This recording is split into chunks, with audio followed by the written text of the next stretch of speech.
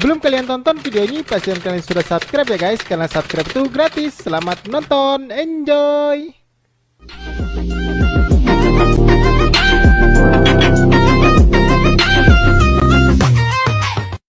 Assalamualaikum warahmatullahi wabarakatuh. Halo teman-teman semua, bagaimana kabarnya? Semoga sehat selalu ya. Perkenalkan, kami dari kelompok Patimura. Di sini kami akan memperkenalkan diri terlebih dahulu. Perkenalkan, saya Ambar Mareta Ervina sebagai moderator. Saya Cahya Anggraini sebagai penyaji 1.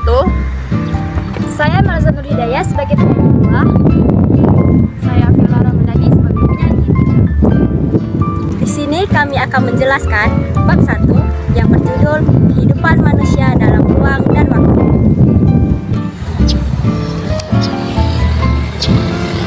Nah teman-teman, tahu tidak? Ada 3 konsep kehidupan manusia dalam sejarah, yaitu konsep manusia, konsep ruang, dan konsep waktu. Nah teman-teman tahu tidak apa yang dimaksud dengan itu semua? Nah, kami akan menjelaskannya satu persatu. Pertama-tama, kita akan mendengar penjelasan dari penyaji 1.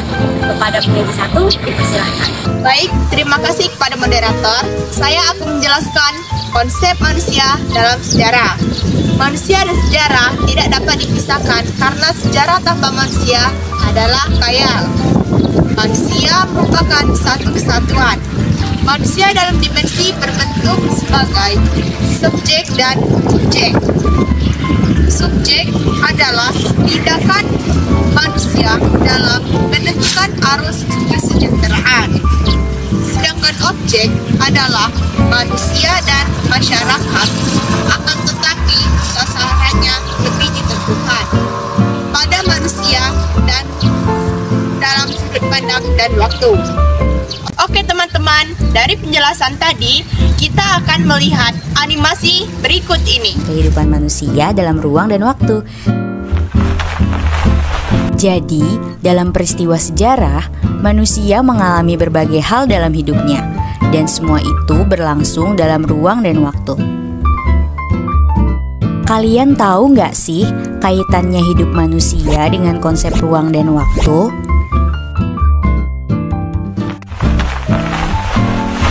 Peristiwa sejarah manusia berjalan dengan dinamis, bukan statis.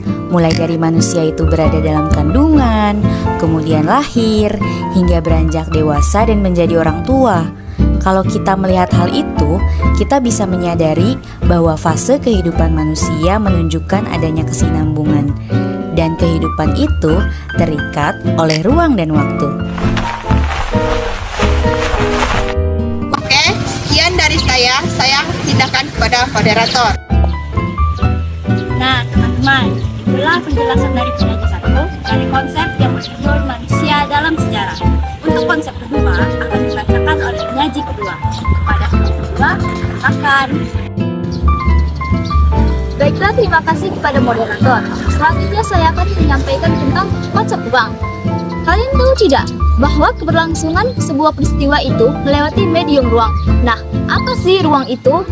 Ruang adalah tempat di permukaan bumi, baik secara keseluruhan maupun secara sebagian. Konsep ruang dibagi jadi 3, yaitu sejarah lokal, sejarah nasional, dan sejarah dunia. Yang pertama, sejarah lokal. Sejarah lokal merupakan kejadian yang bersifat wilayah. Contohnya adalah perjuangan Pangeran Diponegoro di Jawa Tengah. Yang kedua, sejarah nasional. Sejarah nasional adalah kajian sejarah yang menyoroti kejadian yang bersifat nasional. Contohnya adalah proklamasi kemerdekaan Indonesia. Yang ketiga, sejarah dunia. Sejarah dunia adalah sejarah seluruh umat manusia di seluruh dunia. Contohnya adalah Perang Dunia I dan Perang Dunia II. Nah teman-teman, baiklah langsung saja kita menonton animasinya. Kalian percaya kan bahwa keberlangsungan sebuah peristiwa itu pasti melewati medium ruang? Ruang sendiri memiliki arti, yaitu tempat berlangsungnya atau terjadinya peristiwa sejarah. Nah, karena adanya konsep ruang ini, para penulis sejarah kemudian mengkategorikan peristiwa sejarah berdasarkan tempat. Misalnya sejarah daerah, sejarah lokal, sejarah dunia, sejarah nasional, dan masih banyak lagi. Baik, sekian dari saya. Terima kasih. Saya kembalikan kepada moderator. Itulah penjelasan dari penyaji 2, yaitu konsep ruang. Untuk konsep selanjutnya akan dibacakan oleh penyaji 3. Pada penyaji 3 dipersilahkan. Baik, terima kasih kepada moderator. Di sini saya akan menjelaskan tentang konsep waktu. Kehidupan manusia terjadi dalam dimensi ruang yang berbeda-beda. Selain itu, kehidupan manusia juga sangat dibatasi oleh waktu. Waktu merupakan seluruh rangkaian proses atau keadaan yang berlangsung dalam kehidupan. Waktu merupakan dasar sejarah.